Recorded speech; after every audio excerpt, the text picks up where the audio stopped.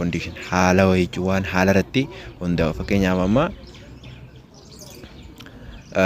akkuma asirratti kaafamee jiru jechuudha. Amma if you come with me yoon jeema I will give you a 1000 birr sinjal. Amma kan yoo ati naa hojii dhufte qarshii kuma takka siifin kannaan jedhe. Kun eenyurra depend ta condition kamirratti eenyu haala kamirratti amanamaa ta'a fakkeenyaaf amma jettanii yaaddan.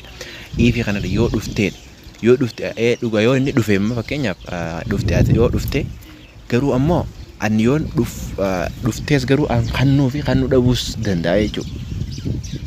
Walii galee kun conditionii haala irratti hundaa'a haala abbaa jecha sanjii fi haala actionii isa je'ameen san irratti hundaa'u ta'a jechuudha.